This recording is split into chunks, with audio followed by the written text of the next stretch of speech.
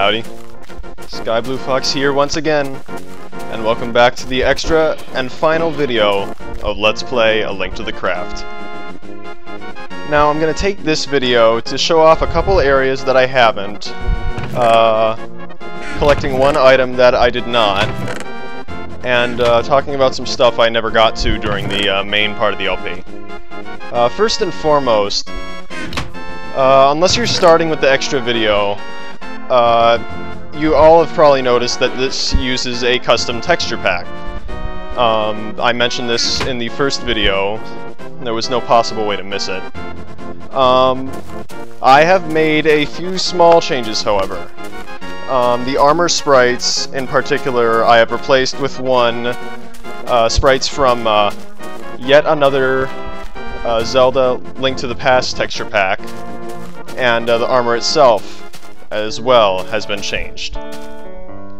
I believe that the armor from yet another LTTP texture pack looks a bit more classic than the one that you've included, though it pretty much requires the skin that I'm using to make it look proper.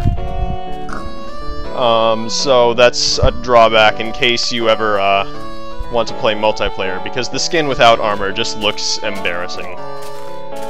But that's about all there is to say about the texture pack. But as you can see, we are in Lon Ranch. This was not in the original Link to the Past. This is a recreation of the Lon Ranch from Ocarina of Time. I contemplated switching over to an Ocarina of Time texture pack just for this little part, but I decided not to. It's generally the same as you remember it. There's some saddle-up pigs, which I have also... that's another texture pack change. I swiped the Epona, or however you pronounce it. I've never understood how. But I've taken the Epona look for whenever you saddle a pig and stuck it into this pack. It's generally as you remember it. There's a heart piece hidden in that building, which you saw me get. There's some other stuff. The barn is recreated. This little house where you do the chicken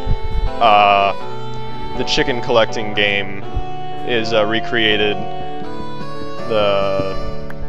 And the little horse area, the main area in the ranch, has been recreated as well. There's also a chest that you probably saw with strange, slightly invisible items and saddles.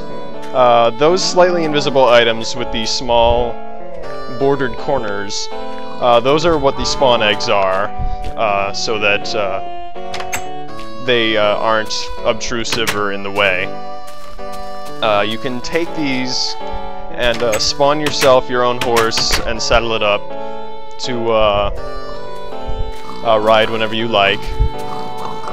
It is fairly nice. I really like the fact that you've recreated this Amarok. Like, even though it's not really too faithful to A Link to the Past because it was never in this in the first place, I like it a lot. It was a really nice little treat to find.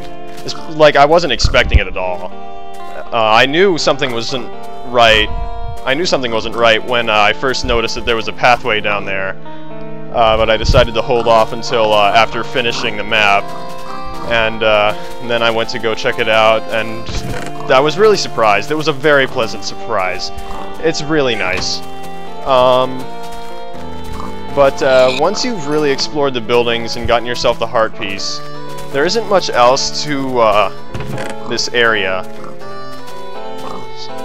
There are some things that you can do, extra things.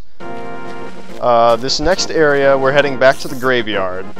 Technically, we're not supposed to get here until we go to the Dark World and use the magic mirror in this spot in the graveyard, the Dark World graveyard. But pressing that switch opens up this little grave area, and this is where we collect the magic cape.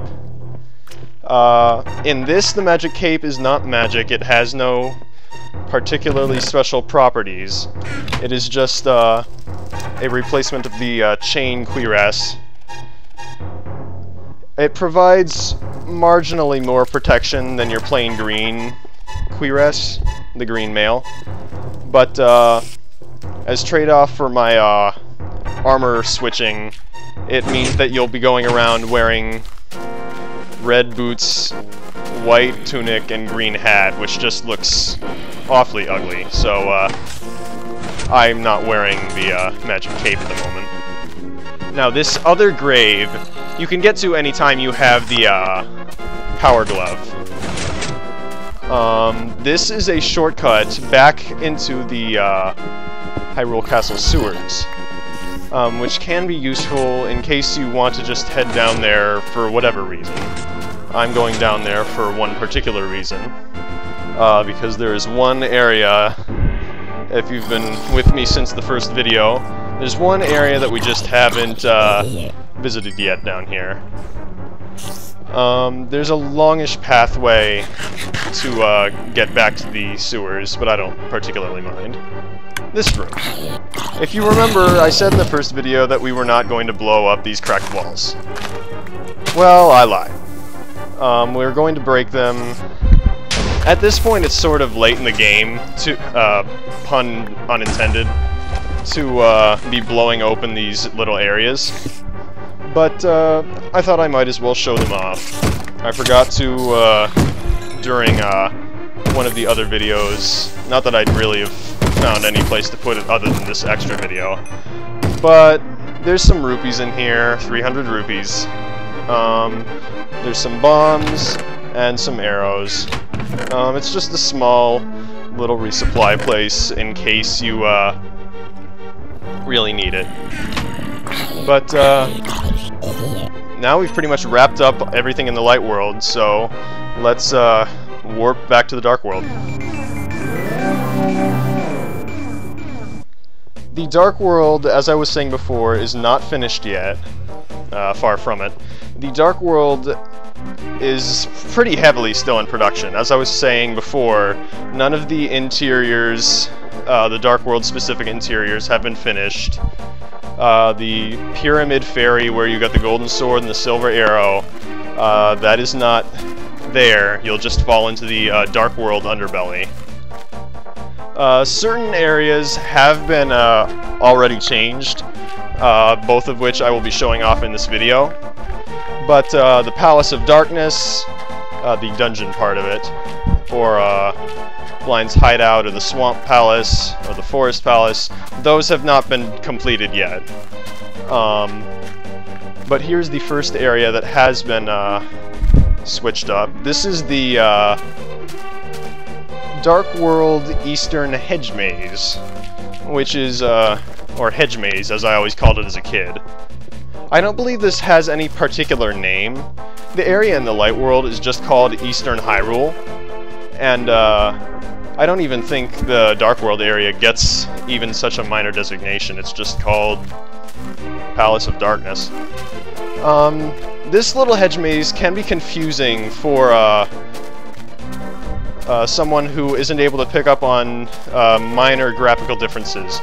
The difference between solid and slightly transparent bushes in this, in the original game, that's what tips you off as to what paths you can take through this maze.